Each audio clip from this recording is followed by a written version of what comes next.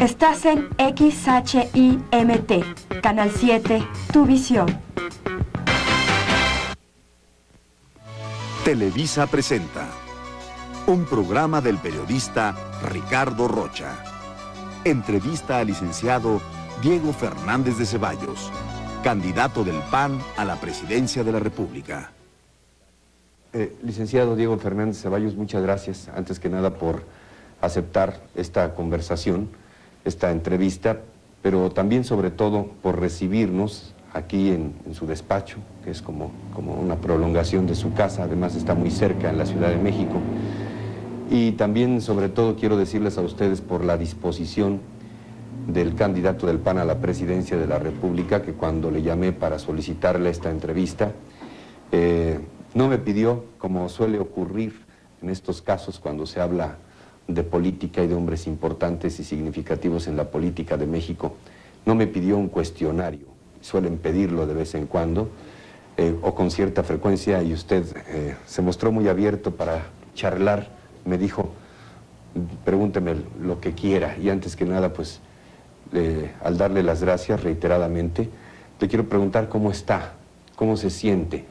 No veo en su rostro la imagen de la derrota, ni veo también la enfermedad. Se había dicho que estaba usted enfermo y que incluso había hasta una posibilidad de una enfermedad terminal. ¿Cómo se siente en estos momentos, a una semana justo del 21 de agosto?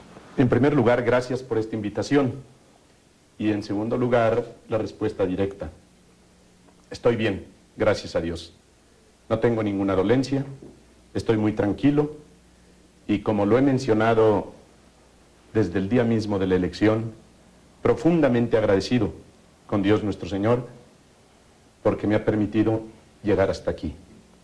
No podemos olvidar que quienes empezamos esta contienda, no todos la han terminado. Y al llegar hasta aquí, el haber recorrido el país, el haber llevado el mensaje de Acción Nacional, el haber sido una oferta que se presentó al pueblo de México con franqueza, con verdad, con honradez y con valor, me motiva para estar muy tranquilo. Señor, no sé si le puedo preguntar esto. Por favor. Por supuesto, le creo lo que usted me dice. De lo que quieras. Pero no es muy difícil de superar el trance después del 21 para acá. ¿No le ha obsesionado durante este tiempo el hubiera? ¿Qué hubiera pasado si yo hubiera ganado? ¿No se lo ha preguntado así? No, Ricardo, por ningún motivo hay problemas interiores para mí. Además de esa profunda gratitud que tengo con Dios, yo tengo un agradecimiento para con mi familia. Desde el principio me apoyó y me sigue apoyando. En todos los momentos, mi esposa y mis 4 hijos han estado conmigo, cerca, muy cerca de mí. Ellos a ratos en sus estudios, a veces acompañándome, pero siempre con su esposo, siempre con su padre.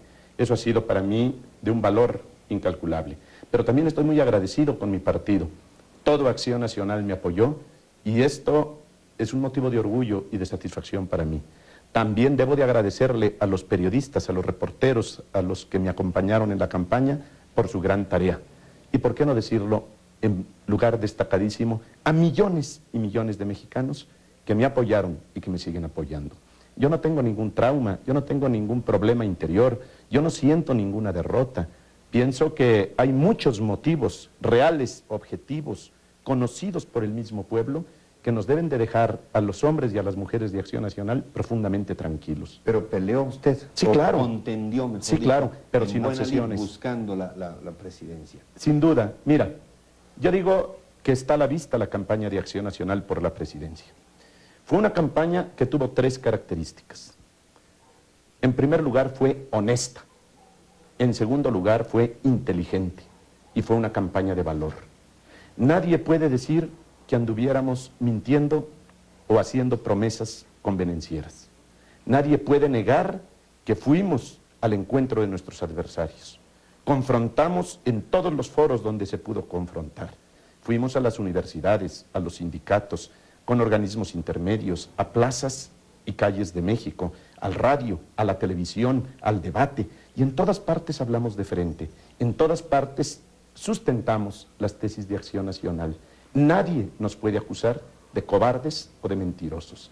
Yo creo que nadie nos puede exigir más de lo que hemos hecho, como no sea que sigamos adelante. Y por supuesto me adelanto a una posible pregunta. Se ha dicho por ahí que me retiro. No me voy a retirar. Antes de llegar a esa pregunta que me parece efectivamente toral, me parece también muy importante en la descripción que hace usted de la campaña, el momento del debate en la televisión. ¿Qué pasó antes y después del debate? Porque para mucha gente hubo un Diego Fernández de Ceballos antes del debate y otro durante, por supuesto, cuando se da a conocer, y vamos a ser muy claros, a ojos de la inmensa mayoría de los mexicanos, Fernández de Ceballos gana con distancia. Diego, el jefe. Por cierto, ¿le gusta que le digan el jefe? Me da lo mismo. ¿De dónde salió eso del jefe? De la Cámara de Diputados, por mi condición de coordinador y por el trabajo que me tocó desempeñar allí. Es un gran grupo, el de diputados de Acción Nacional, que ha concluido en esta legislatura, y me permitió eso, tener una posición destacada, que me llevó el mote o el sobrenombre del jefe. Es de broma, me cae bien, pero es algo intrascendente. Ya le asentó. Bueno, ya me acostumbré. Decíamos, para la gran mayoría, indiscutiblemente, el jefe Diego ganó y se hizo el jefe Diego a partir de ese debate. Y después, ¿qué es lo que ocurre? ¿Por qué ese retraimiento en la campaña? ¿Por qué ese adelgazamiento de lo que parecía se estaba haciendo ya un algo muy fuerte? A partir del debate, muchas encuestas lo señalaron indiscutiblemente a usted en el segundo lugar, y para muchas incluso alcanzó a estar en muchos momentos en primer lugar de las preferencias electorales. ¿Qué fue lo que pasó? ¿Tuvo usted miedo de alcanzar la posibilidad de la presidencia? Hay críticos acérrimos que incluso se atrevieron a señalar que esto respondía a una especie de connivencia o de complicidad. De arreglijo. De arreglo con el Estado, concretamente con el presidente. Le tengo que preguntar esto. Mira, Ricardo, creo que a mí no me corresponde juzgar mi desempeño en el debate, porque precisamente cuando los candidatos exponen sus ideas y se exponen ante el público y confrontan entre sí sus puntos de vista, lo hacen para que otros sean los que juzguen y no nosotros mismos. Así que yo no juzgaré mi desempeño en el debate. Eso que lo juzgue el periodismo nacional y los mexicanos que fueron observadores por muchos millones de esa comparecencia de 3 candidatos presidenciales. Lo que sí te puedo decir que a partir de ese debate se desató una acción, un comportamiento muy claro de calumnia, de desprestigio, de agresión para cortarme el camino, para detenerme en mi acceso a la presidencia.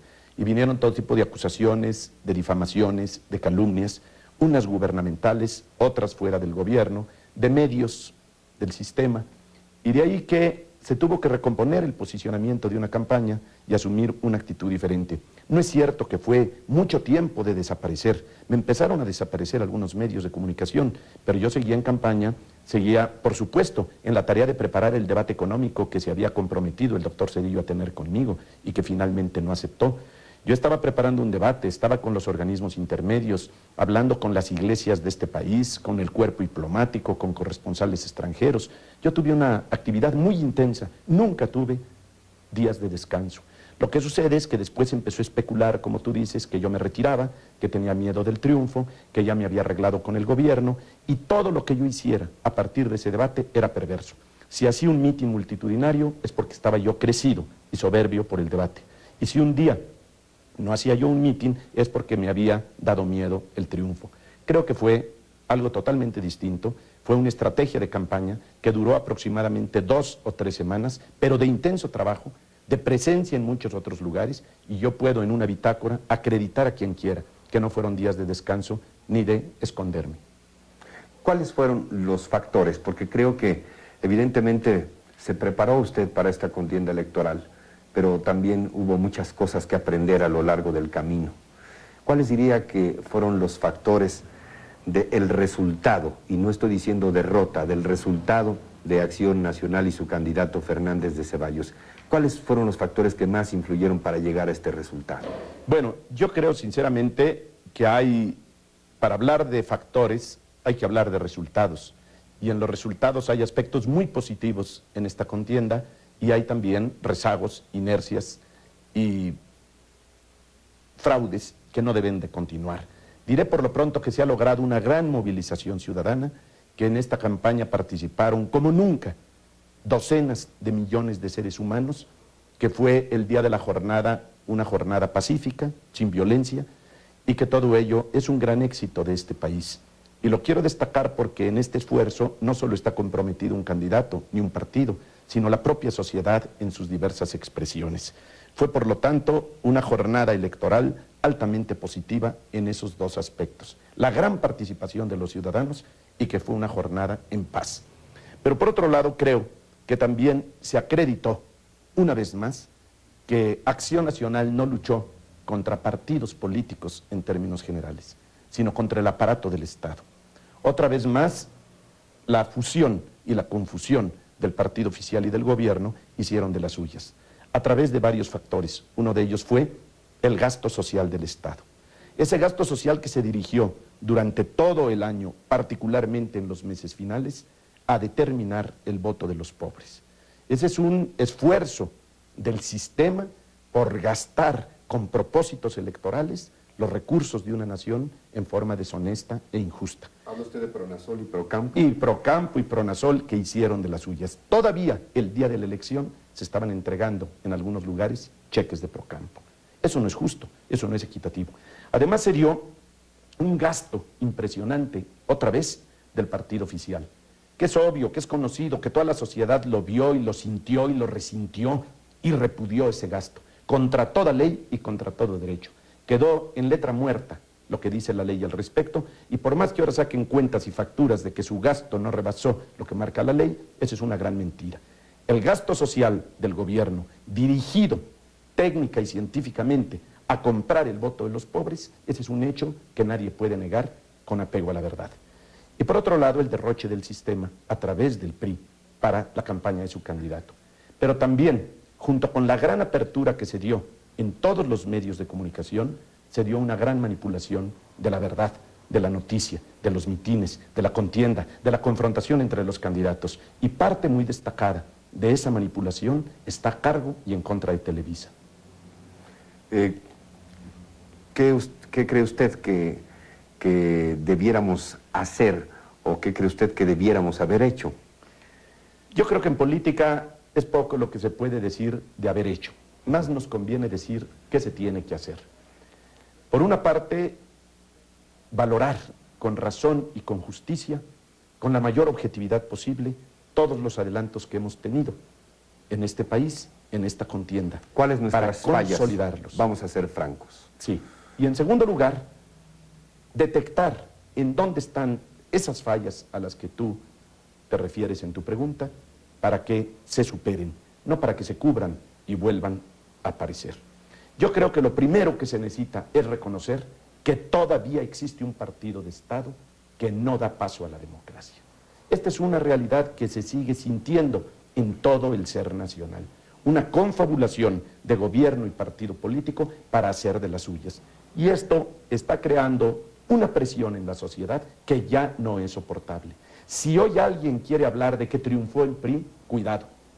Puede cometer un grave error y podemos encontrarnos en un momento dado frente a la descomposición de la vida nacional. Ya hay signos de violencia, de desorden, ya hay cansancio, ya hay fatiga, ya hay una inconformidad muy profunda en millones y millones de seres humanos. El PRI no ganó. Se impuso el sistema político contra más de la mitad de los ciudadanos. Ernesto Zedillo no tiene siquiera la mitad de los que fueron a votar. Pero los que tiene, hay que distinguirlos. Unos son devotos, de priistas que así quisieron votar, porque están en el ejercicio de su derecho, porque nadie puede decir, salvo un maniqueo, que solo los votos míos son buenos y los del de enfrente son perversos, pero que dentro de esos votos del priismo, unos son respetuosos de la ley y por lo tanto respetables, ni quien lo dude, pero que hay mucho voto de cooptación, de miedo, de presión, de dádiva, de corruptela, tampoco se puede negar. Y esto hay que acabarlo ya y en serio. No es cierto que tengamos que esperarnos otro sexenio más. El que hoy pueda asumir desde el gobierno o desde el PRI una posición triunfalista puede estar cometiendo un gran error y puede estar causándole un gran daño a México. Hoy los tiempos se acortan. 6 años es perpetuidad. Nadie tiene seguro nada en este país a partir de ahora. ¿Por qué? Porque los tiempos se están agotando muy rápidamente y el pueblo no resiste más mentiras. Hay un cúmulo de promesas que se han hecho en la campaña y va a empezar un gobierno con una cuenta regresiva y muy violenta que tiene que satisfacer con la participación ciudadana. Yo creo que lo fundamental es desmantelar al partido de Estado para que compita como partido auténtico, para que dé paso a la democracia y para conformar un gobierno plural, abierto, democrático, no faccioso ni pandillero. Pero antes de ver para adelante, intentando cerrar el análisis que está usted haciendo sobre lo que ha sido esta contienda electoral, una doble pregunta. ¿Se votó entonces por quiénes? ¿Se votó por hombres, por partidos o por lo que representaban esas alternativas? Yo recuerdo, a ver si la memoria no me falla, usted en su discurso de cierre de campaña dijo más o menos así: no nos engañemos, no hay más que tres opciones: el continuismo, la vuelta al populismo o el cambio democrático. ¿Cómo fue la decisión? Muy dividida. Ahí están los votos, un 40 y tantos % para el voto en favor del candidato oficial, un aproximadamente 30% para el cambio que propone y que sustenta Acción Nacional, y un voto en favor del PRD de aproximadamente el 16%. Hay un voto menor de un 2% en favor del PT, y lo demás, que fue llamado como chiquillada, pues ya vimos que no alcanzaron ningún porcentaje mínimamente considerable. Empecemos por el PRD. ¿Por quién cree que votaron? ¿Por el ingeniero Cuauhtémoc Cárdenas, por el PRD o por lo que representan? Bueno, yo pienso que en el voto para cada una de las fuerzas políticas se da tanto la intención por el partido en ocasiones prevaleciente, en otras por la persona, en otras por la oferta en sí misma, y a veces hay una mezcla de sentimientos, de afectos o de rechazos que los llevan a los ciudadanos o nos llevan a los ciudadanos a emitir el voto. No se puede hacer una separación absoluta. Yo creo que en este caso, como en muchas partes del mundo, está predominando el voto por la persona, aunque en el caso del candidato del gobierno, yo creo que fue un voto por el sistema, fundamentalmente impulsado por el miedo. Yo creo que muy a contrapelo de lo que quisiera la guerrilla y de lo que se ha propuesto el señor Cárdenas, esos dos factores, esos dos elementos propiciaron temores dentro de algunos sectores de la sociedad y emitieron el voto del miedo. ¿Esto de decir del voto del miedo no es insultar un poco al electorado? No, yo creo que se da en todas partes del mundo. Hay gente que tiene temores, a veces fundados. Mucha gente nos ha dicho en la calle: yo votaría por Acción Nacional, pero tengo temor de que llegue Cárdenas. Esto lo sabe la mitad de la población, lo saben no solo los empresarios, no solo los hombres de dinero, la clase media, los pobres. Muchos de ellos saben que esa oferta está anclada en el pasado. Muchos otros sostuvieron que de no llegar el sistema actual o el gobierno actual pudiera desatarse con mayor violencia la guerrilla. En fin, hay muchos elementos de temor, de miedo, de conveniencia, de temor al mismo cambio que se puede dar después de 65 años, pero también hay un gran voto proponiendo el cambio. Hay más de la mitad de los ciudadanos que ya no quieren al gobierno, que ya no quieren al sistema, que ya repudian al PRI, y estamos hablando de más de la mitad. No puede decirse que el voto del mexicano sea un voto de miedo, aunque haya habido millones de votos por miedo o por temor. Ahora bien, déjeme decirle, de quienes votaron por Ernesto Zedillo, por el PRI, ¿cree usted que todos, al dar su voto así, rechazaron la posibilidad de cambio? ¿O no cree usted que muchos mexicanos siguen pensando en que las cosas deben cambiar y votaron por el cambio, aunque en su derecho hayan decidido que esa vía del cambio se puede dar a través del doctor Zedillo? Es razonable tu pregunta. Yo creo que hay mexicanos que consideran que a través de un voto en favor de Zedillo se puede ir logrando el cambio, sobre todo atenidos a que este sexenio ha sido un sexenio de cambios. Sin embargo, creo que el error se halla, que el error se encuentra en que los cambios que hoy necesita México sin duda no se pueden dar desde la oferta del oficialismo, porque los cambios que se podían dar ya se dieron en el actual sistema, en el actual sexenio, con el actual gobierno, pero los cambios que ahora se tienen que dar difícilmente los va a dar el doctor Zedillo y el PRI por su cuenta y riesgo. Tendremos que promoverlos, tendremos que impulsarlos, tendremos que presionarlos desde la oposición. Es una ingenuidad imperdonable suponer que el doctor Zedillo por sí y ante sí va a promover una separación del PRI del gobierno. Esa la tenemos que forzar los ciudadanos, y a partir de ahora mismo y antes de que se inicie siquiera el nuevo gobierno. Es impensable que el doctor Zedillo traiga una promoción muy a fondo del federalismo y de la división de poderes. Forma parte de un sistema, de un esquema centralista, autoritario, antidemocrático. No podemos suponer que simplemente porque lo dijo en campaña lo vaya a cumplir. Históricamente no hay ninguna referencia entre los ofrecimientos de campaña de los candidatos del PRI y sus actos de gobierno. Yo pongo algunos ejemplos, Ricardo. López Portillo nunca dijo que se iba a robar la banca, y se la robó. Y el actual presidente nunca dijo en campaña que la iba a regresar a particulares, y la regresó. El actual presidente nunca dijo que iba a cambiar el tercero constitucional, ni el 27, ni el 130, ni que iba a fusionar secretarías de Estado, ni que iba a dar una iniciativa de ley que después aprobar el Congreso para la autonomía del Banco de México. Y todo ello quiere decir que los discursos de las campañas de los candidatos del gobierno no tienen nada que hacer con la realidad de los gobiernos priistas. Hoy tenemos que decir que la sociedad ya se cansó, no aguanta más mentiras ni más fraudes, y que hoy necesitamos todos unirnos como nación y como pueblo para presionar esos cambios, a pesar de que haya podido lograr una vez más imponerse un sistema caduco, corrompido y corruptor que no da para más.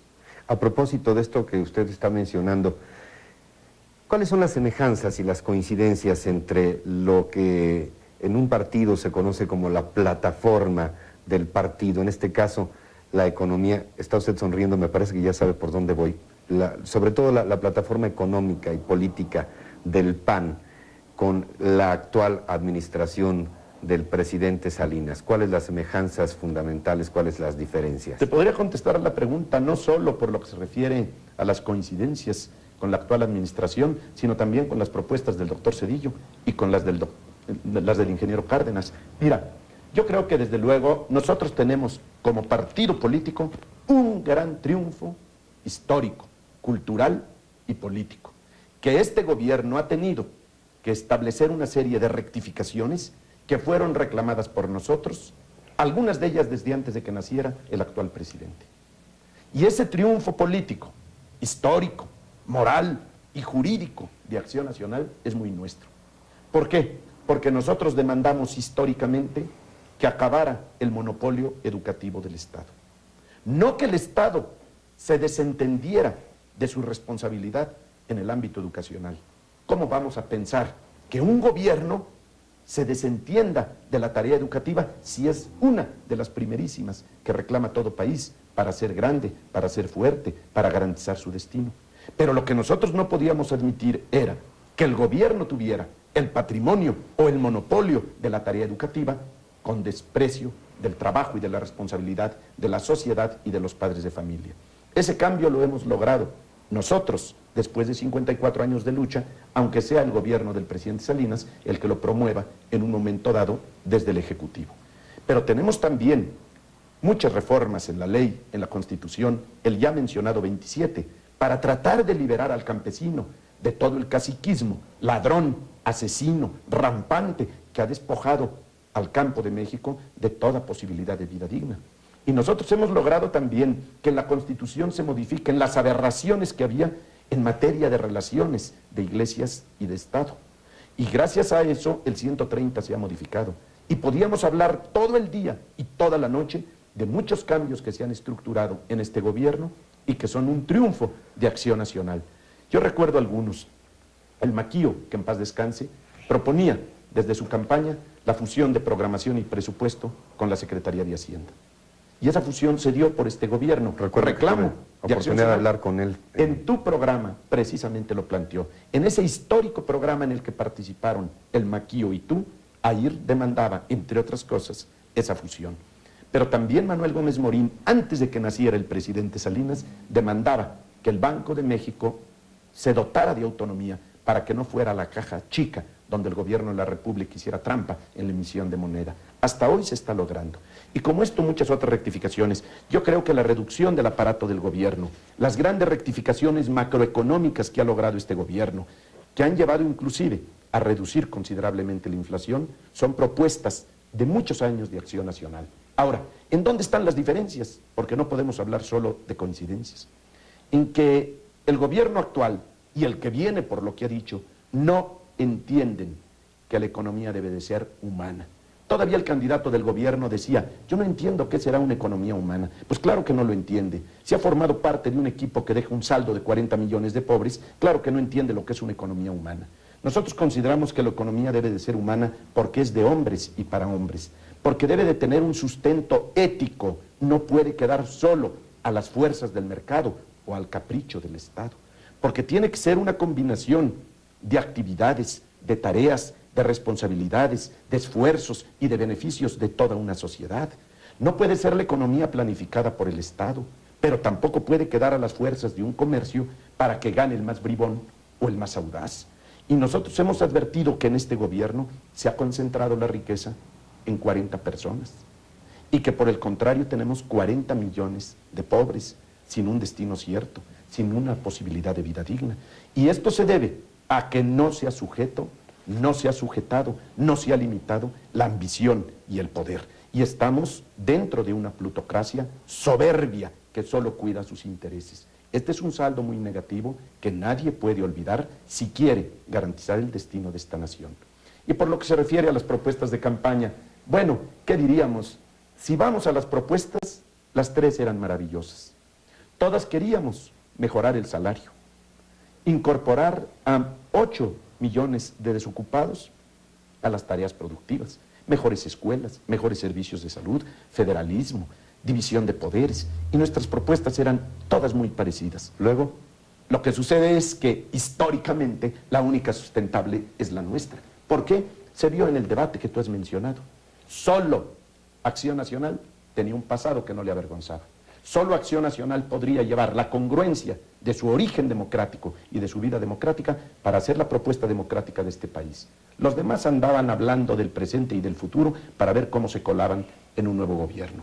Pero la propuesta de Acción Nacional es congruente y yo creo que si vamos a las propuestas del ingeniero Cárdenas habrá que juzgarla según el foro donde esté. Si está frente a los campesinos más pobres, va a repartir con criterio agrarista 5 millones de hectáreas. Y si está en Nueva York, es un hombre más derechoso que sonrojaría a Perot.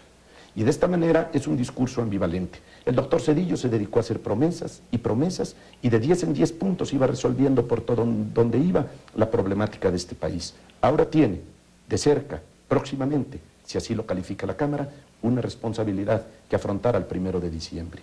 Yo empezaría por decirle, ojalá que no olvide, si llega al 1 de diciembre y es presidente de México, no olvide que para ser buen presidente debe de recordar todos los días sus muchas limitaciones y debe de convocar de manera muy amplia al pueblo de México a una tarea de reconstrucción nacional. Esto que usted está diciendo es un reconocimiento pleno, total, al triunfo de Ernesto Zedillo. Ni tal cosa. Estoy siendo simplemente objetivo. Los números que están manejando las autoridades, ahí están, y le dan una mayoría, esos números, a la oferta del gobierno. Esa es una realidad que nadie, mucho menos Pitágoras, podría rechazar. Lo que nosotros tenemos que decir cuando se habla de triunfo, si esos votos no solo están allí, sino si tienen un origen limpio. Y después de ese gasto del gobierno, y de ese gasto del partido, y de esa manipulación de la verdad, yo creo que nadie puede hablar de un triunfo legítimo en esa materia. Que tenga más votos dentro de unas ánforas es una realidad que han manifestado las autoridades.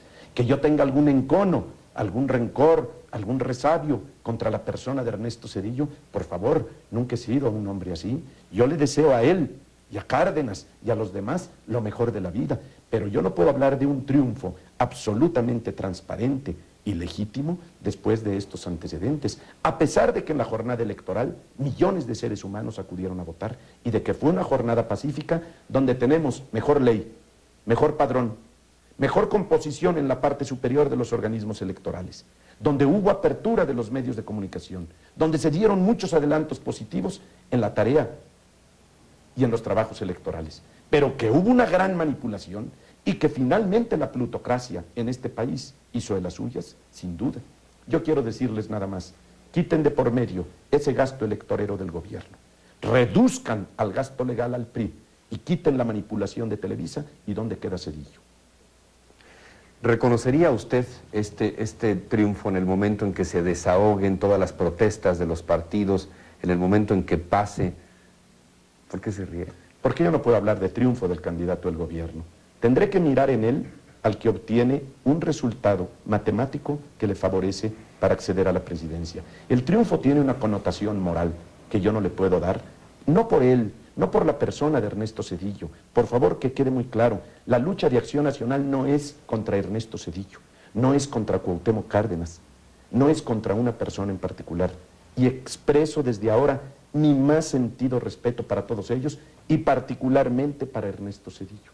No es una confrontación de personas, pero triunfo, lo que se llama triunfo, lleva una connotación moral que no se puede derivar de este proceso. Voy a ser más claro, a pesar de Ernesto Zedillo.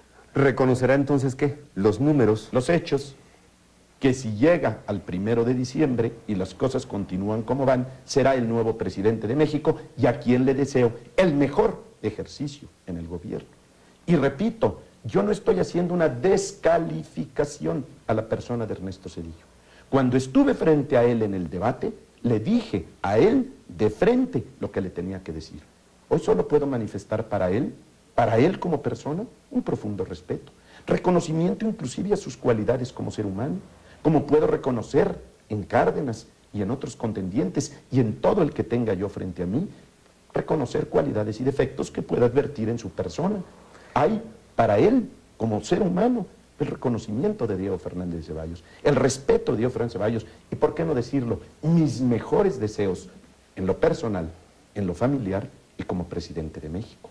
Pero que yo reconozca triunfo, desde la perspectiva del que te habla, el triunfo no puede estar disasociado de una connotación moral que, a pesar de Ernesto Zedillo, este proceso no tiene.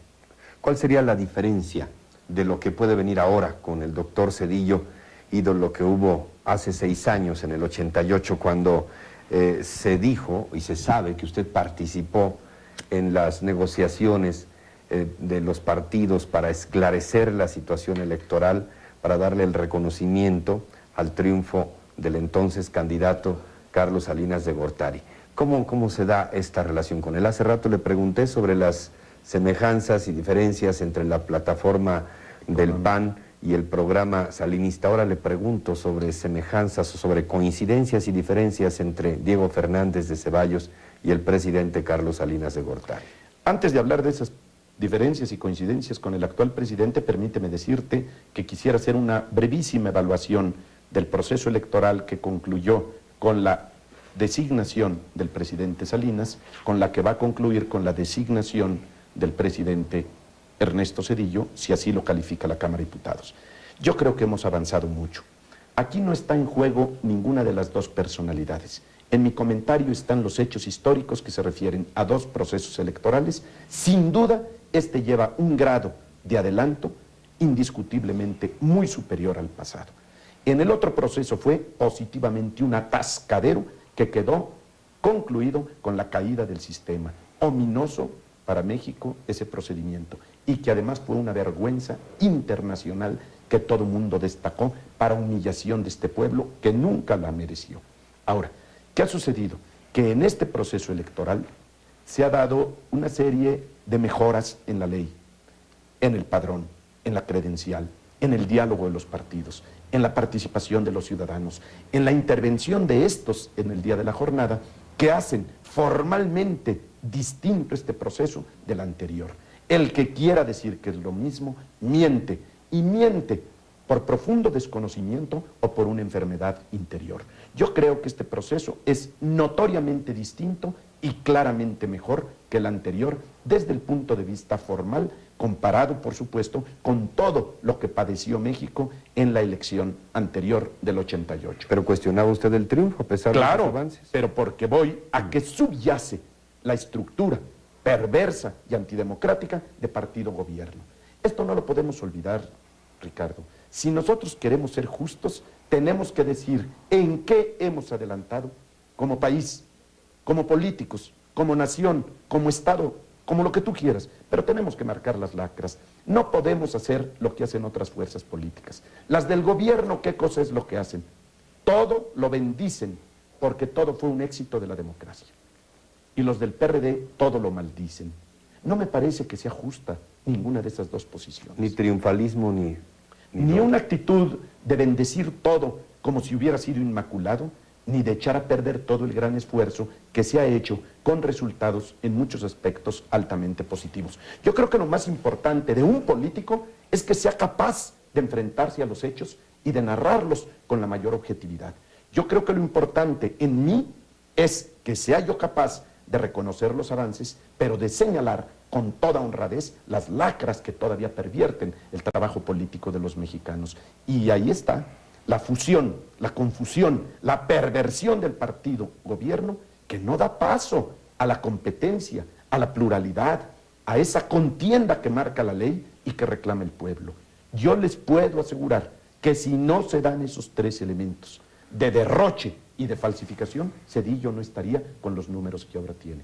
Un solo debate, unos solos minutos, bastaron para poner a la oferta del gobierno en un lugar muy distante a la presidencia. Después no se dio el otro debate.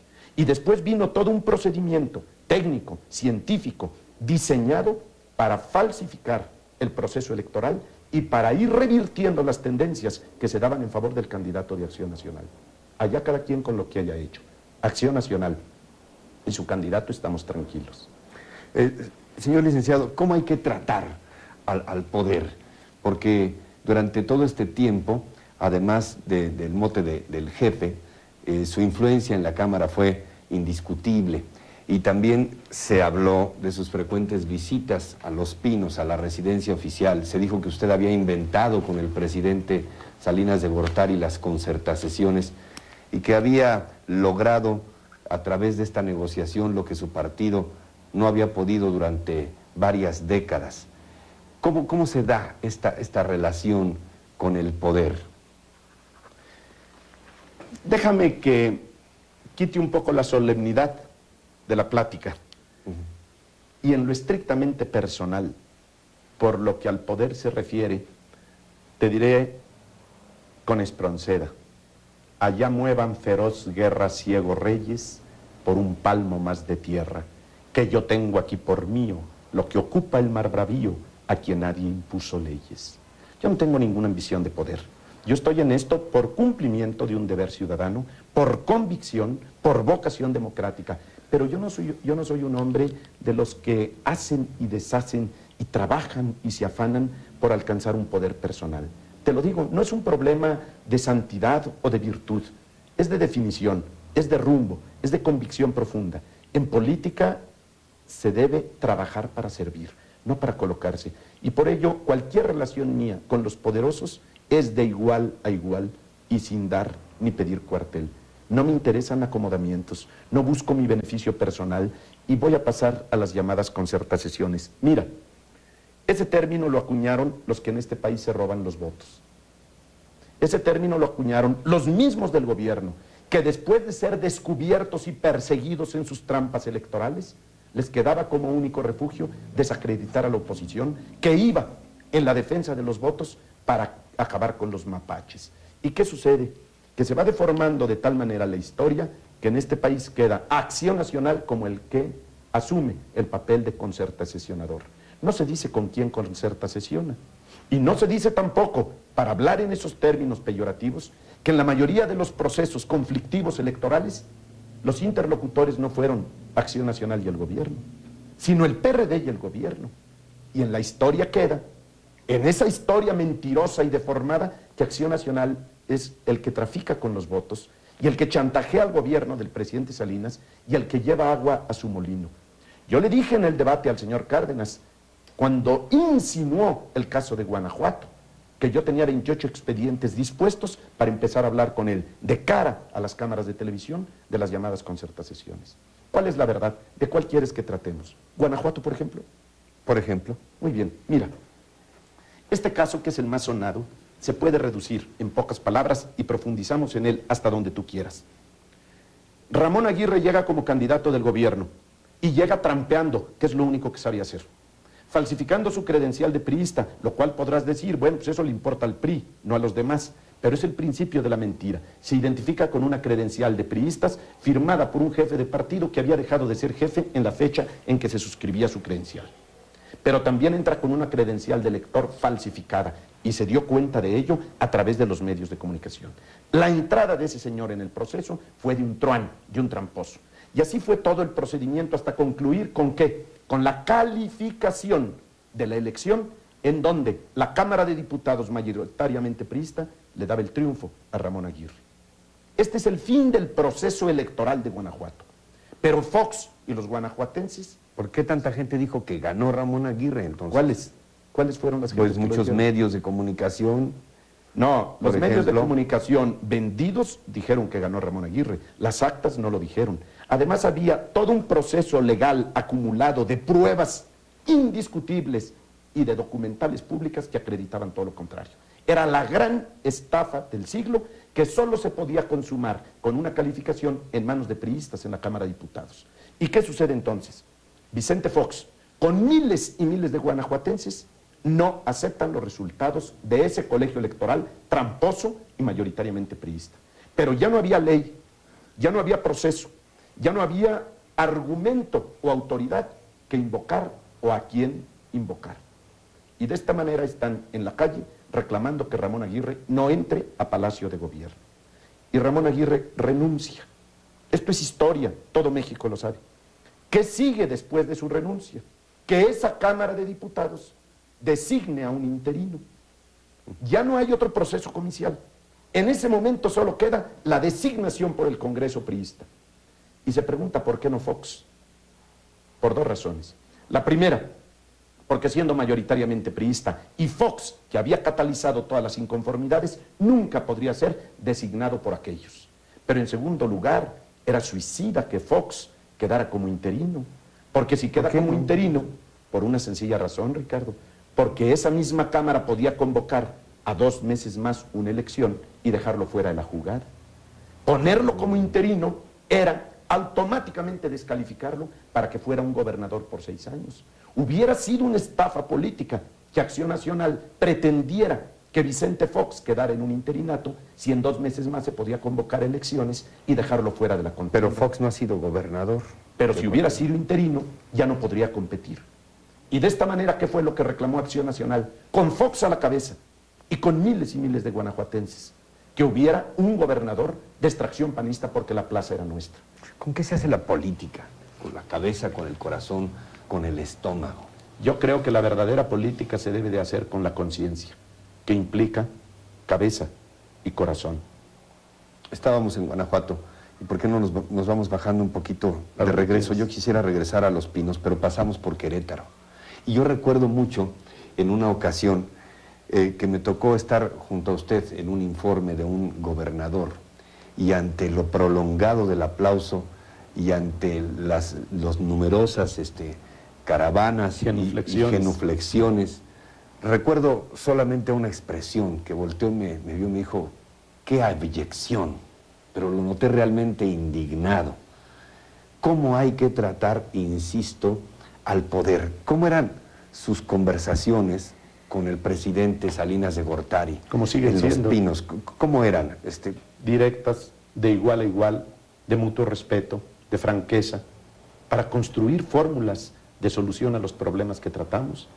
No hay una actitud claudicante, no hay una actitud de sumisión o de dependencia, pero tampoco de una majadería o de una altivez que no permita ningún entendimiento. ¿De parte de ninguno? De ninguno de los dos. Yo jamás he recibido ninguna ofensa del presidente Salinas. Y yo he sido directo y duro con él, pero siempre respetuoso. Y así se hace la política. ¿Qué siente por él? Respeto, afecto, reconocimiento para lo bueno y profundo reproche por lo que de saldo negativo deja este gobierno a este país. Ha pasado ya el 21 de agosto, señor candidato Fernández de Ceballos. ¿Cree que México ha cambiado de cualquier manera? Y sé que estamos pegando de brincos en la historia, pero sería muy difícil. En primer lugar, no se ensayó esta entrevista y pasa tal cual. Porque así debe de ser. Así debe de ser, convenimos, y sobre todo, insisto, vuelvo a reconocer su actitud. Ya pasó el 21. ¿Cree usted que México, de cualquier modo, ha cambiado desde ya? Sí, claro, por varias razones. La violencia, que creen en el camino del derecho. Y esto, si se hace en paz, refleja que México es un gran pueblo, que lo único que debemos de hacer los políticos es estar a la altura de ese pueblo y trabajar todos los días con disciplina, con honradez, con talento, con generosidad y con valor para que las cosas cambien. Hoy no puede dejarse a un futuro remoto el cambio. Que nadie piense en el año 2000 como la oportunidad que tiene México para cambiar. O llevamos este cambio que ya se inició rápido, a fondo, en paz y dentro de la ley hasta sus últimas consecuencias, o este país estalla. Hay 40 millones de pobres, hay una guerrilla, hay un gran desasosiego en la sociedad por tantos atropellos del poder. Y no podemos imaginarnos una familia feliz 6 años más. No podemos imaginarnos un nuevo grupo presidido por Ernesto Zedillo, de los suyos y para los suyos. Yo lo dije en la campaña y hoy lo repito. México tiene que terminar de una vez por todas con el tiempo que ha sido solo para unos, para que llegue el tiempo que sea para todos. Yo no tengo agravio contra ningún mexicano. No estoy en contra de ninguna persona en lo particular, pero sí de la prepotencia, de la soberbia, del egoísmo y del latrocinio de unos cuantos que está dañando severamente la economía de una nación, el bienestar de todo un pueblo, las posibilidades para la juventud, para los niños que están en la calle. Y yo digo que eso se tiene que hacer por todos, pero ya. Diría, no nos esperemos al 1 de diciembre. No esperemos a ver si Ernesto Zedillo toma o no la presidencia de la República. México es hoy, y es para hoy, y este sexenio debe de terminar con adelantos, con cambios, con rectificaciones que son inaplazables, a menos que queramos un baño de sangre, y el pueblo de México no lo quiere. Lo ha definido así el 21 de agosto, con su participación, a pesar de nosotros, los candidatos, a pesar de nosotros, los políticos. Señor, dijo usted que era una tarea de todos, y sé que el doctor Zedillo ha convocado a un diálogo múltiple con las fuerzas más importantes del país. En esta convocatoria seguramente estará incluido de manera muy importante usted o el Partido Acción Nacional, ya me dirá. Lo que le quiero preguntar es si estaría usted dispuesto a participar a acudir a esta convocatoria del doctor Zedillo para estructurar un proyecto general de gobierno de manera conjunta. De ninguna manera ocuparé un solo lugar en ningún gobierno futuro de México si no soy, en su caso, en esta elección, el presidente de México. De esa manera no tengo ningún lugar, ningún cargo, ninguna comisión retribuida. Pero mi disposición personal y como ciudadano para contribuir con México y por México, sí, claro. Entonces, está muy definida mi posición, que así la he venido manifestando. Yo no aspiro a ninguna colocación personal. No le pido nada al gobierno, ni le acepto tampoco nada. No estoy para colocarme en ningún puesto público, pequeño, medio o superior. Lo que yo quiero es seguir siendo ciudadano, seguir siendo panista, seguir trabajando por los ideales democráticos que inspiran la lucha de Acción Nacional y contribuir en el lugar que yo pueda para que México avance. Y cualquier colaboración mía con el nuevo gobierno será pública y será sin ninguna retribución. ¿Estaría dispuesto a participar en un diálogo público, supuesto, aportando sus ideas al candidato con todos, que ahora es virtual, presidente electo, cuando la Cámara así lo califique? Por supuesto que sí, por México sin ninguna duda. Señor, nos estamos acercando al final de esta conversación y yo quisiera que nos dijese cosas a los mexicanos en general. ¿Qué le diría a usted, a los mexicanos, usted que ha sentido tan cerca la posibilidad de conducir los esfuerzos de esta nación? Y tengo varias preguntas en este sentido. Por favor, mi primer llamamiento a todo el pueblo de México es a que no se desilusione de nada y por nada. Les voy a decir que hace 54 años Manuel Gómez Morín señalaba a los primeros panistas del país: que no haya ilusos para que no haya desilusionados.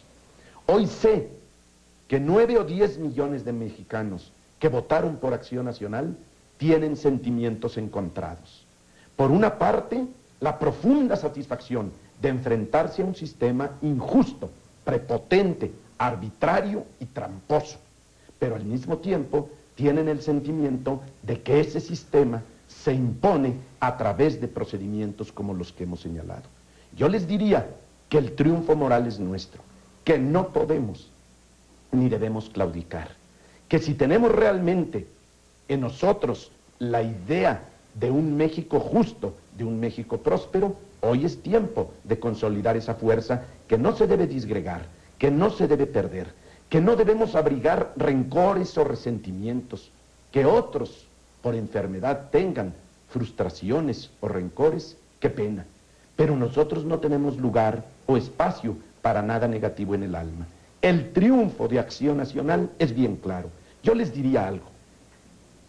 Si de democracia hablamos, si a partidos políticos como tales nos enfrentamos, Acción Nacional es la primera fuerza política de este país.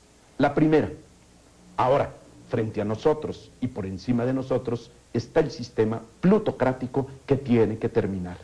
No para mandar al paredón a nadie, no para que haya una actitud de venganza o de rencores, sencillamente para que termine ese México de privilegios, de componendas, de trampas, de beneficios indebidos y que se genere un México que sea hecho por todos y que sea para beneficio de todos. Les voy a decir, la respuesta de la muchachada y del viejerío, espléndido, gigantesca esa respuesta. Yo les digo, me voy más allá, la de los niños, Ricardo.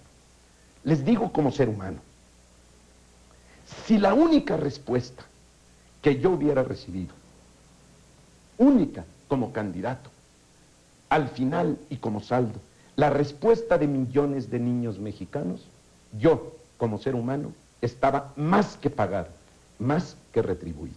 Por donde quiera que tú vayas, los niños saltaban al paso del candidato de Acción Nacional. Los jóvenes lo hemos visto, en todas las encuestas, en todas partes.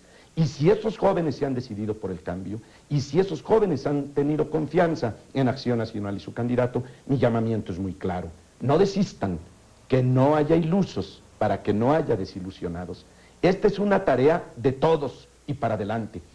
Yo les diría que desde los principios de Acción Nacional se decía, y hoy hay que repetirlo, el hombre es patria que pasa, y la patria es hombre inmortal. Tenemos que pensar en un México moderno, en un México justo, en un México grande y para todos, que tenga su soberanía no en los discursos oficiales, sino en la conformación de una sociedad fuerte, de familias unidas, de un pueblo vigoroso, orgulloso de nosotros mismos. Pero hay que desmantelar todo el porquerillero que todavía queda. Tenemos que abrir, Ricardo, los medios de comunicación a la verdad, no después de las elecciones, no para empezar a desarticular las presiones que tiene el actual gobierno con una sociedad que de todas maneras tiene una profunda ofensa sentida y que tiene que encontrar caminos para encauzarla. Yo pienso que el llamamiento debe de ser abierto y claro, para adelante, todos sin rencores y por México. Señalar en qué hemos avanzado para tener alicientes y seguir adelante. Señalar en dónde están los escollos, las suciedades, las inercias, las mezquindades, las porquerías para superarlas como nación. Yo creo que si Acción Nacional ha hecho una tarea de frente a la sociedad, de acuerdo con nuestras convicciones, y el candidato, este que les habla, no les ha fallado como candidato, no tiene por qué fallarles en adelante como ciudadano. Yo convocaría a todas las mujeres de México, a todos los jóvenes de este país, a que sigamos adelante. Los días del sistema político mexicano, desde la perspectiva de partido-gobierno, son pocos. Se resisten a morir, virtualmente están muertos.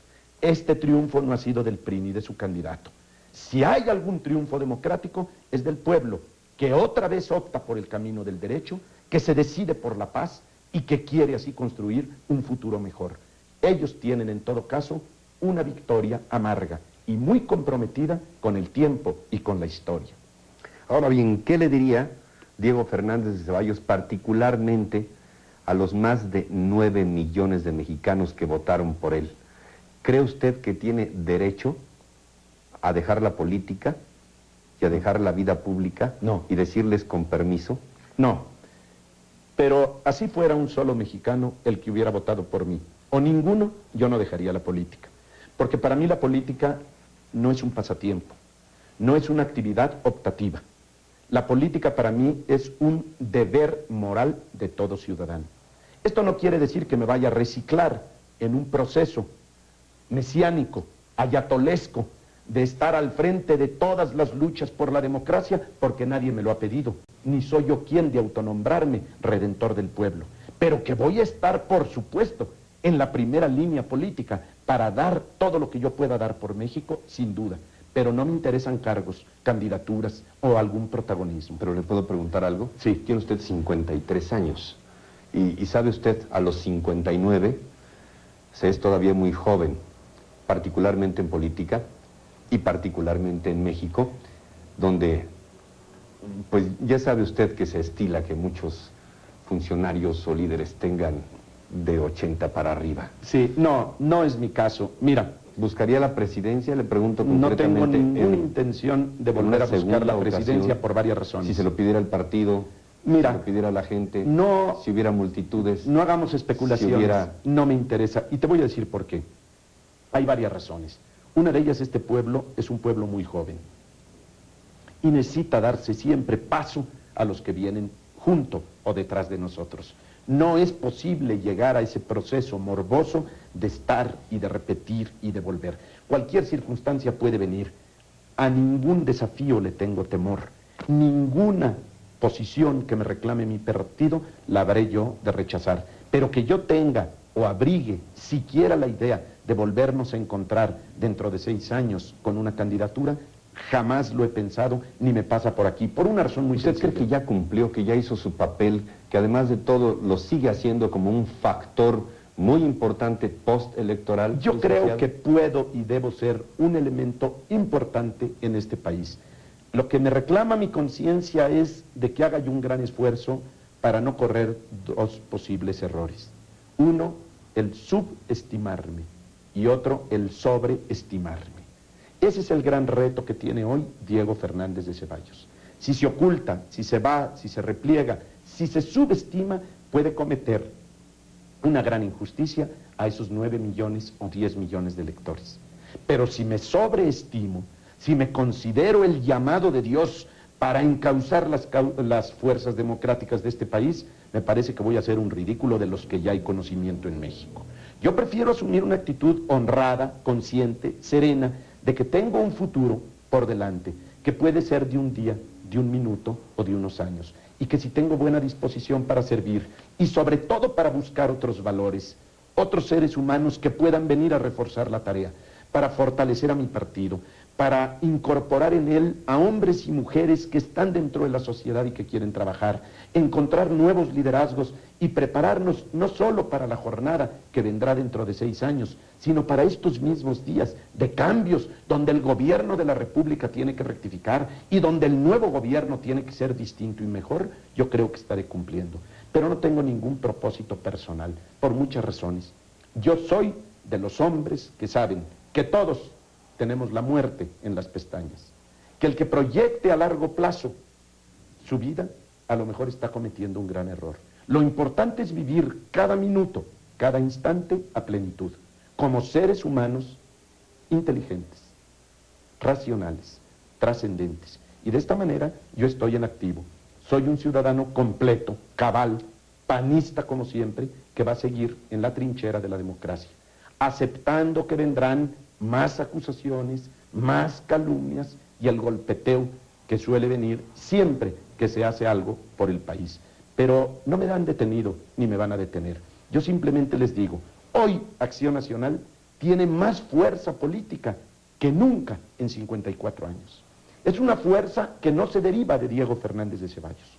Es una fuerza acumulada de más de medio siglo de congruencia, de valores, de valor, de idealismo, de realizaciones concretas. Hoy tenemos muchos más diputados que en la historia del partido. Tenemos muchos senadores que se han logrado gracias a una reforma política que nosotros impulsamos y gracias a una muy alta votación. Hoy tenemos más de 300% de los votos que alcanzó el Maquío. Y fue un gran líder, pero estuvo en un momento muy difícil. Lo que pasa es que hoy sumamos la lucha desde un don Efraín González Luna, hace medio siglo, o don Manuel Gómez Morín, o Gómez Morín, pasando por Efraín González Morín, por Luis H. Álvarez, por José González Torres y tantos otros, hasta llegar a este momento. A mí me ha tocado en buena medida cosechar lo que hicieron esos hombres y esas Carlos mujeres. Castillo Peraza, que es contemporáneo de un servidor en las lides oratorias. Claro que sí. Entonces, Acción Nacional hoy, sin duda, juega un papel importantísimo y de gran responsabilidad. Tenemos más de 9 millones de seres humanos que han creído y que siguen creyendo en Acción Nacional.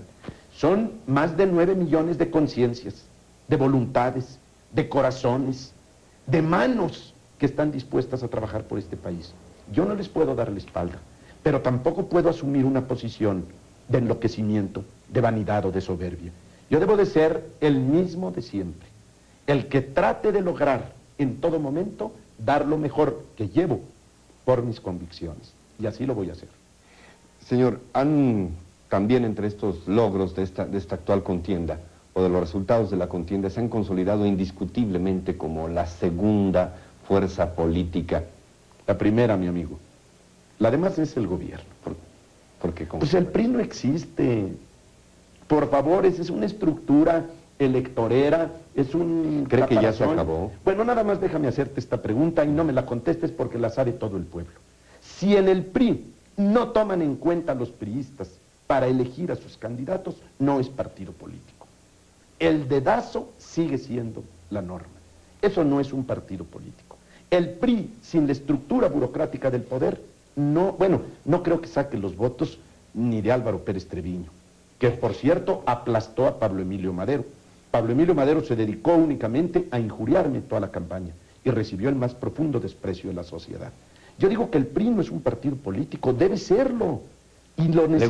¿Le gustaría? Pues claro que me gustaría que fuera partido ¿Eso político. por qué lo dice usted? Porque es muy entrón y quisiera de veras pelear. Porque lo necesita el país. Porque hay muchos priistas en este país que ¿No está merecen usted respeto. ironizando? No, déjame decirte, no es ironía. Yo tengo dentro del PRI a muchos amigos y hay mucha gente de bien dentro del PRI, como la hay en el PAN, en el PRD, en todos los partidos. Pero en el PRI no se respeta el voto de los priistas, sus decisiones, sus derechos fundamentales. No es un partido político, si democráticamente hablamos. Lo que pasa es que es un buró electorero del gobierno, de una facción de la plutocracia de este país. Y diseñan toda una estrategia para imponer al candidato del PRI, de los priistas. Por favor, eso sí sería una ironía. ¿De dónde surgió Ernesto Zedillo? ¿De dónde surgió el difunto Colosio? De la voluntad de una persona. Entonces, Acción Nacional es hoy la primera fuerza política de este país. Eso nadie lo duda. Si de partidos políticos hablamos. Que tenemos que combatir el monopolio del sistema, de la facción que domina, de la plutocracia, sin duda. Pero somos un partido político muy fuerte. ¿Y cree usted que llegarán al poder? ¿Y cuándo? Estamos en el poder, no en la presidencia. Pero tenemos hoy un poder que no tiene el PRI. Un poder moral que el pueblo no reconoce. Porque somos capaces de luchar con la congruencia que solo Acción Nacional ha demostrado. Nosotros somos un partido político que nos distanciamos y nos diferenciamos del PRD porque en ellos no has de encontrar reconocimientos, por lo menos de sus líderes, a nada de lo que provenga del gobierno. Mira, aquí tienes un discurso de hoy, de ayer, del señor Cárdenas. Una sola palabra. Una sola palabra. ¿Por qué es una sola expresión? encono suyo con No es encono contra Cárdenas, como no lo tengo contra Zedillo ni contra nadie. Este es el discurso que acaba de pronunciar en el centro. No hay una sola palabra de reconocimiento a nada que no sea él y el PRD y los que están con él. Eso es monstruoso, eso no puede ser. Yo creo que la política es ante todo la búsqueda de los acuerdos. La política reclama el pluralismo, la conciencia de que pensamos distinto. Pero si en un discurso de muchas cuartillas, al final de cuentas, solo en ellos está lo bueno, solo en ellos está la virtud, solo en ellos está la grandeza, ¿a dónde vamos a dar? Y en el gobierno no cantan mal las rancheras. En la parte del gobierno, ellos son los que tienen la razón. Ya lo vimos al candidato del gobierno, 10 puntos por aquí, 10 por acá, 10 más allá. Ellos son los que van a salvar este país. No es cierto. Acción Nacional ha jugado un papel verdaderamente democrático. Hemos corrido el riesgo de muchas acusaciones injustas, malévolas, perversas, porque somos capaces de reconocer los aciertos cuando están en un lado, aunque no sea el nuestro. Y tampoco les gusta de repente que les digamos la verdad. Y yo creo que esa es la tarea a la que debemos de convocar al pueblo. A que en política todos tengamos ese gran compromiso de verdad, de conciencia moral y de tolerancia. Si no fustigamos lo que veamos mal del gobierno o fuera del gobierno, nos convertimos en cómplices. Pero si no reconocemos lo bueno de nadie más que de lo nuestro, somos maniqueos y somos torpes. Yo pienso que este es un problema de equilibrio, de moralidad, de decencia, de valor y de honor.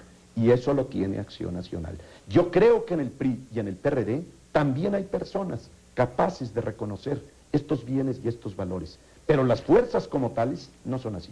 Son muy facciosos, son muy sectarios, son hermanos gemelos. Yo no digo que no haya ningún priista honorable o ningún perredista honorable, pero que las cúpulas de esos partidos son facciosas, son sectarias y son excluyentes, lo han demostrado siempre. Yo pienso que Acción Nacional va a desempeñar en estos próximos días, aún antes de cualquier toma de posesión de un nuevo gobierno, un papel muy destacado. Y tenemos que exigir, como lo reclamamos en un último documento, varios cambios fundamentales. Mira, entre otros, el acabar con este partido de Estado, la separación del gobierno, porque es la única forma como vamos a poder encontrar conciliación entre los mexicanos.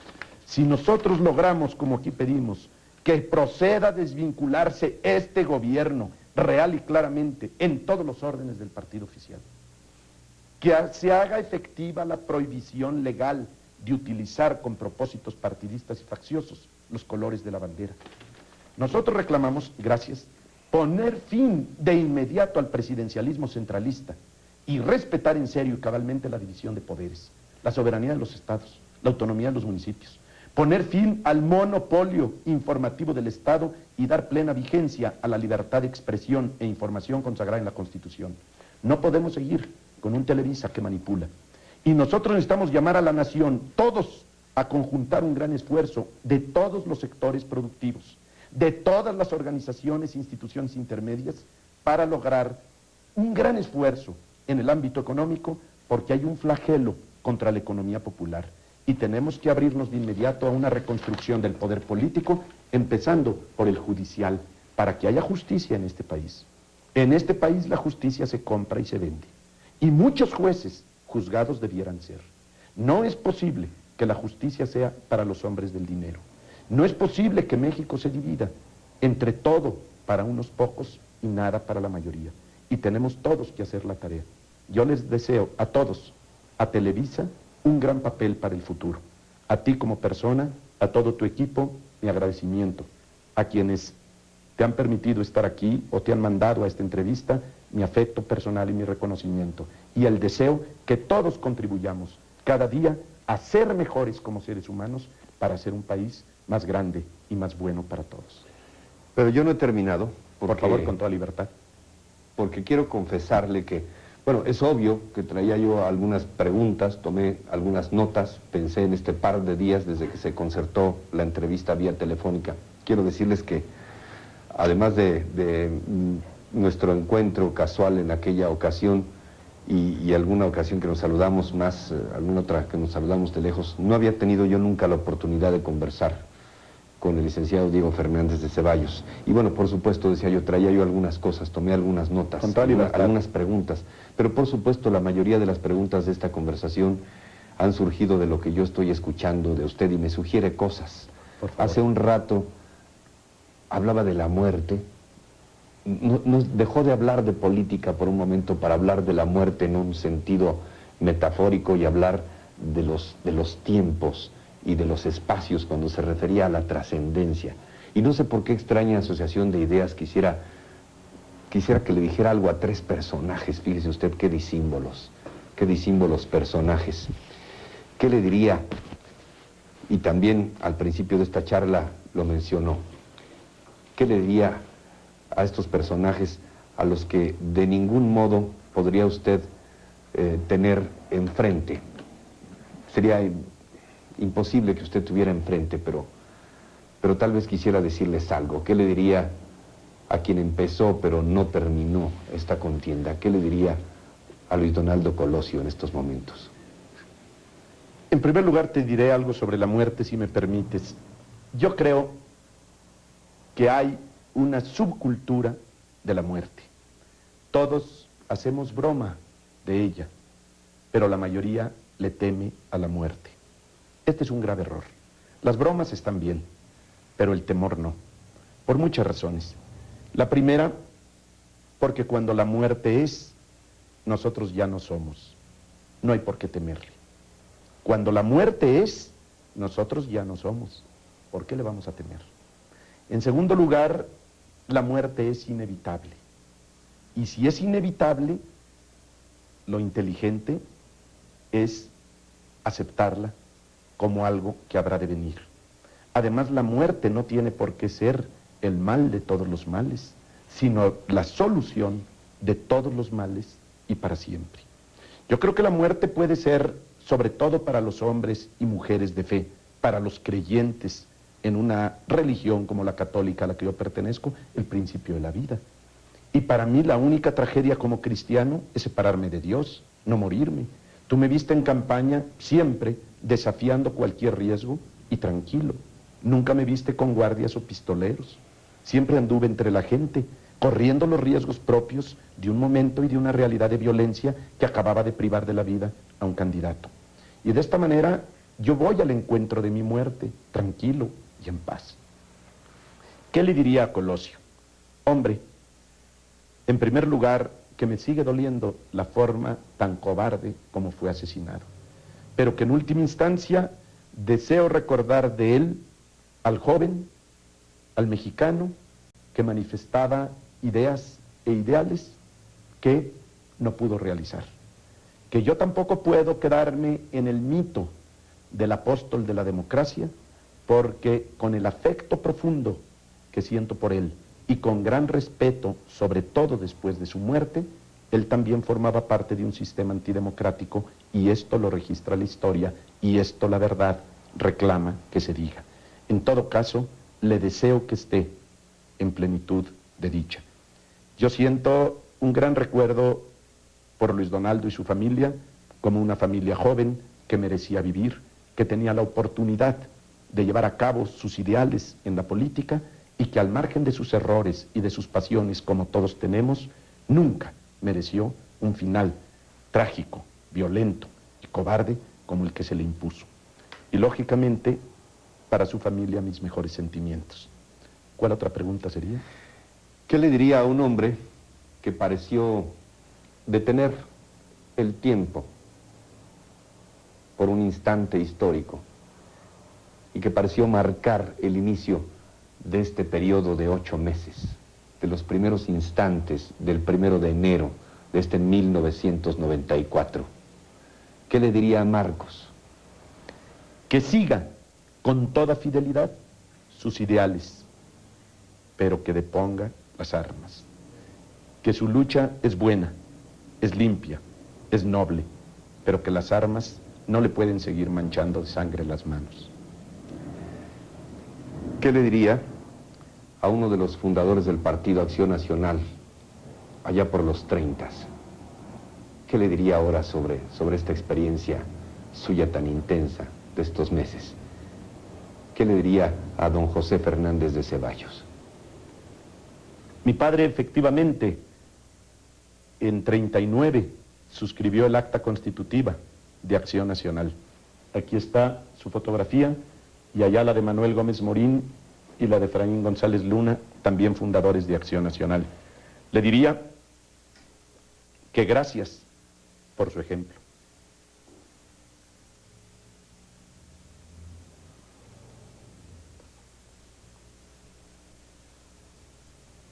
No es fácil para usted. No. Regresaré entonces a mis notas, señor licenciado. Por favor. Y algo final. Dijo usted el 21 de agosto, por ahí del mediodía, antes de que se supiera el resultado, dijo: si gano, gano, y si pierdo, gano. Y luego fue al templo a dar las gracias. Sigue pensando lo mismo. Dijo también: no seré yo quien divida o confronte a los mexicanos. Sigue pensando lo mismo y volvería a ir al templo. Sí. Y ya termino. Por supuesto que ratifico lo dicho. Para mí, la victoria no era solo, ni mucho menos, llegar a la presidencia de la República. Yo creo que en Acción Nacional se nos prepara como soldados de una causa que rebasa con mucho la idea del poder por el poder mismo. La idea de la presidencia como el final de una carrera. Y por lo tanto, para mí, la lucha que está por encima de la silla presidencial y de cualquier idea mezquina de poder, me lleva a concluir que de cualquier forma el esfuerzo que ha sido limpio, que ha sido generoso, que ha sido total y que ha sido valiente, entraña una victoria que sin duda habré de llevar y que nadie me quita. Nadie, absolutamente, me puede acusar de mentiroso o de cobarde, de mezquino o de ladino. Y por ello yo estoy muy tranquilo. Pienso que lo que dije antes de la elección, hoy lo puedo repetir. Hemos hecho un gran esfuerzo en Acción Nacional por ser una opción viable y estable, legal y pacífica, humana y trascendente para los cambios que reclama este país. Y vamos a seguir siendo esa opción porque México no se acabó el 21 de agosto. Se ha iniciado en México un cambio y lo vamos a seguir. Y hoy más que nunca vamos a precipitar las cosas para que ese cambio se dé en paz y dentro de la ley. No pueden volver a hablar las armas. No puede seguir el bla bla bla del gobierno, las promesas cargadas siempre de mentira y la falsificación de la vida pública. Yo estoy muy tranquilo, muy realizado como hombre, como ciudadano, muy agradecido con Dios, con mi familia, con el pueblo de México y muy dispuesto a continuar.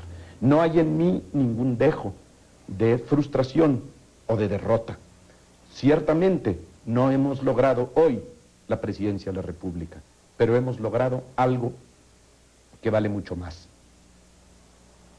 Un triunfo en condiciones inequitativas, injustas, antidemocráticas, que reconoce el pueblo. Hoy logramos el respeto de la sociedad que valora el esfuerzo de Acción Nacional y de su candidato. Lo veo y lo siento en la calle. Por donde voy hay una respuesta muy favorable que mucho agradezco y que me obliga, por lo tanto, a no fallar.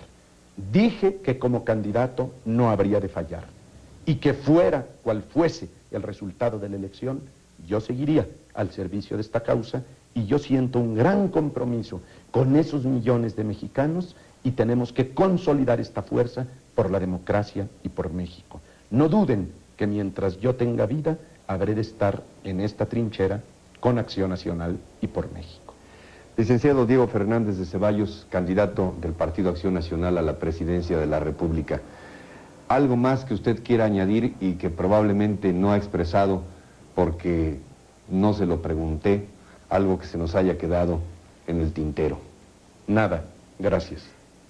Pues yo le agradezco mucho no solamente este buen rato de domingo que nos ha dado a Televisa y a este servidor, sino le agradezco también la sinceridad, la apertura que ha tenido con nosotros y déjeme decirle que además de darle las gracias quiero reconocerle públicamente que para mí ha sido una de las experiencias más no solamente emotivas, sino más sinceras, más abiertas y más aleccionadoras en hablando de este tema apasionante y apasionado que así debiera ser en el mejor de los caminos, que es la política. Le agradezco mucho y algo más, por supuesto, además de la política. Le agradezco mucho esta conversación. Gracias a ti, gracias a Televisa. Muchas gracias, señor licenciado. Gracias. Y gracias a ustedes por su atención en casa y hasta siempre. Televisa presentó un programa del periodista Ricardo Rocha.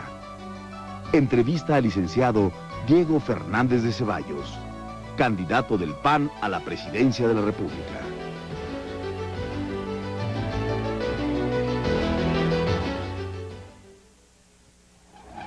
A continuación, sea testigo de la verdad en